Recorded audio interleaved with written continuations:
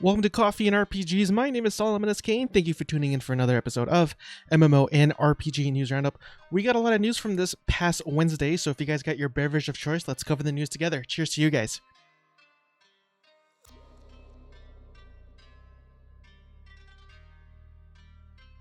And really quick before we begin, I just wanted to cover two things here real quick. First one comes from PCGamer.com. Unreal Engine 5 tech demo uses film quality assets, runs on today's hardware, and when I saw the tech demo, I was genuinely impressed. It looks really awesome, especially to the part where it got to the statues that kind of look like terracotta warriors, and I got the trailer playing, or the demo playing above me, but I highly recommend checking out the full 10 minutes or 9 minutes for yourself. But it does go on to read that the Unreal Engine 5 is coming or releasing next year, and Epic Games has a new PlayStation 5 tech demo called Lumen in the Land of Nanite to show it off. And to kind of get into the technical aspects of it, with the Unreal Engine 5, developers will no longer have to worry about polygon counts, says Epic. They can import 3D assets made of hundreds of millions or even billions of polygons, and the engine will handle the rest, streaming that ultra complex geometry at the maximum level of detail possible. And honestly, I'm not exactly sure what all of that means, but it sounds pretty impressive. But I think the results and the finished product definitely speaks for themselves. And really quick, heading on over to Gematsu.com, India Live Expo 2020 set for June 6th. So mark your calendars. This is a expo that's going to be streamed that you could actually watch from YouTube, Twitch, Twitter, and even Bilibili, which is a Chinese site, I believe. So yeah, if you're sick and tired of all the, bureaucracy that goes on in AAA game developers, you have some alternative companies out there that range from Japan to the US and China, and I believe Korea too, although I could be wrong about that. So the first bit of MMO and RPG news comes from PCGamer.com again. Play Fallout 76 for free this weekend from Thursday, May 14th, starting at 12 p.m. Eastern Daylight Time to Monday, May 18th. You could download and play Fallout 76 without spending a penny. There's even some good news for people who already own Fallout 76, as the free weekend will also provide double XP for the duration. And in more free news, well, it's not really free, but heading back over to massivelyop.com, Oldschool RuneScape gives Twitch Prime members 2 free weeks of play. And again, it's not really free because Twitch Prime costs, I believe, $120 a year, but if you have that, you have 2 free weeks to play. And one of the things I didn't know is that this game actually supports a pay-to-play model. It has a subscription. Jagex is running a promotion with Twitch to give all Prime users a 14-day free membership on the house if you want to grab this by June 16th when the promotion ends. And one of the more breathtaking games, graphically in my opinion, we head on over to MMORPG.com. A Dual Universe dev blog explains why it will remain PC exclusive despite next-gen consoles. At first, it mentions that it wasn't able to be developed for the consoles because the hardware wasn't advanced enough, but now that we have the Xbox Series X and the PlayStation 5 coming out, a lot of people wanted this game for those consoles as well. But the post continues, citing much more manpower, more money, extra resources, and adhering to the manufacturers, in this case Microsoft and Sony's process. This ultimately requires substantially more work. And sticking with MMORPG.com, Moonshiners and collectors can save in Red Dead Online this week. If you are a Moonshiner or collector, you'll be able to save big in Red Dead Online this week.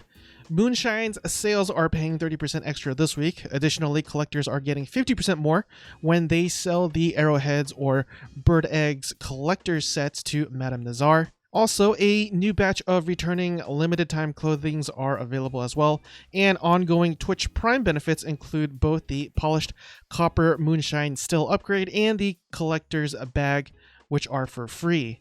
We actually have a lot of news coming from Black Desert, so heading back over to massivelyop.com, Black Desert moves Heidel Ball online, adds Striker on mobile and events on PC. So first up, BDO Mobile is introducing the Striker class, as well as a Hot Time event that awards 300% XP to everyone until May 17th, and the Striker leveling event that grants a Tier 2 pet chest, shiny accessories, chests, and other goodies as well.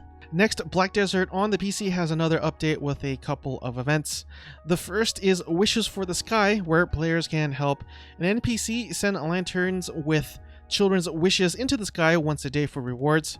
But also remember, this is actually a server-wide or maybe even game-wide event as well. So the more times you do these dailies, the more points that the servers rack up, and the more points each server has, the better the reward as well too. So definitely do those dailies to help everybody out as well. Also, there is a 50% life skill XP boost going on for, I believe, the next 3 weeks. Finally, players of Black Desert on the PC and console are invited to the Black Desert Heidel Ball at Home event. Kakao Games would actually do these events and showcase their game, their achievements, and some of the things that they are working on, future updates as well.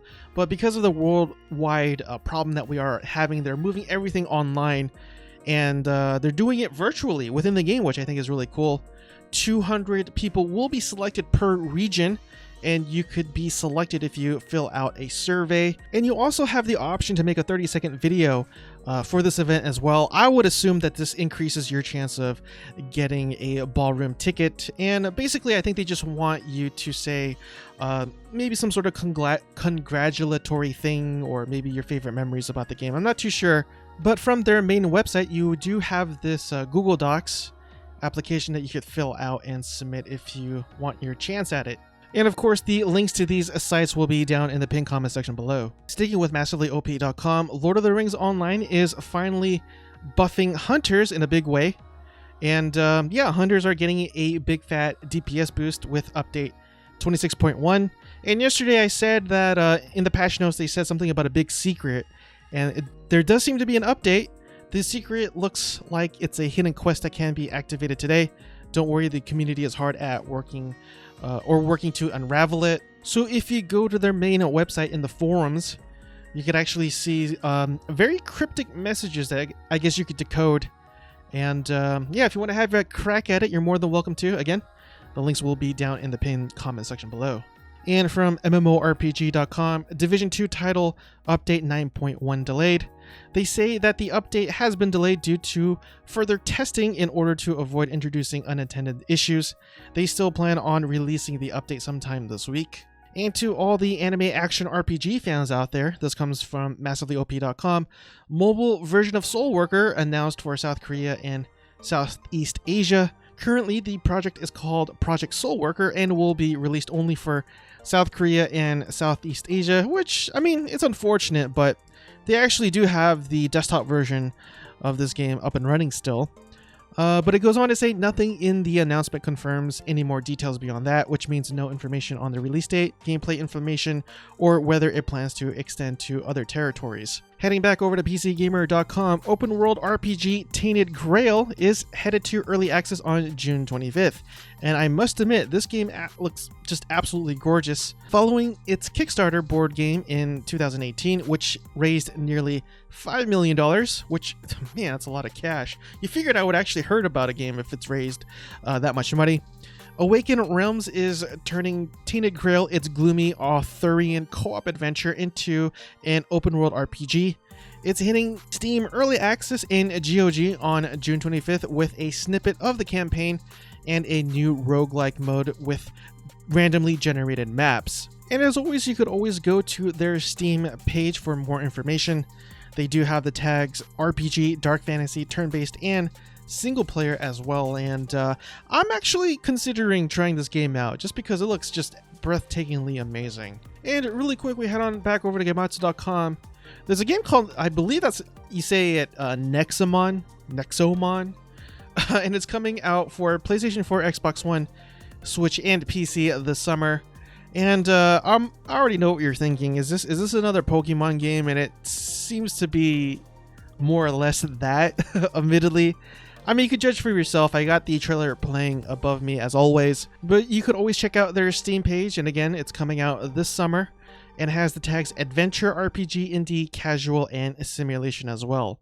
Back on over to MassivelyOP.com, Skyforge strikes up the Days of Glory event for Mechanoid battles through May 27th.